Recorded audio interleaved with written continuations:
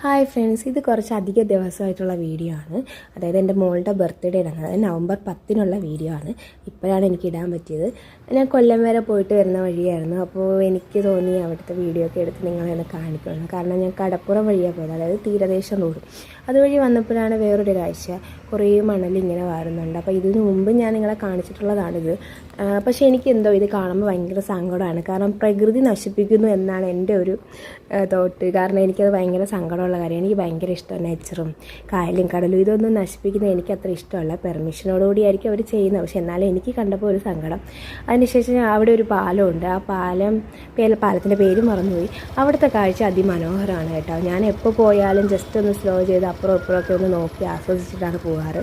അപ്പം കുയിലിൻ്റെ നാദമൊക്കെ ഉണ്ട് കേട്ടോ. അത് കേട്ട് നിന്നപ്പോൾ എന്ത് രസമായിരുന്നെന്നറിയാമോ.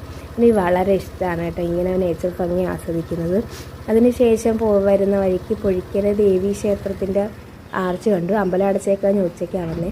അപ്പോൾ വിചാരിച്ചു എന്താ പറയുക, പുറകിലത്തെ വ്യൂവും കൂടി ഒന്ന് കാണിക്കാമെന്ന് വിചാരിച്ചു. അപ്പോൾ അവിടോട്ട് ചെന്നപ്പോൾ കുറച്ച് ബോയ്സൊക്കെ ഉണ്ടായിരുന്നു. അതുകൊണ്ട് ഞാൻ ഉള്ളിലോട്ടൊന്നും പോയില്ല. ജസ്റ്റ് ഒന്ന് വീഡിയോ എടുത്തിട്ട് ഞാൻ തിരികെ പോന്നു. അതിനുശേഷം കേക്കൊക്കെ എടുത്തുകൊണ്ടുവന്ന് മോളുടെ ബർത്ത്ഡേ കേക്ക് മുറിപ്പായിരുന്നു.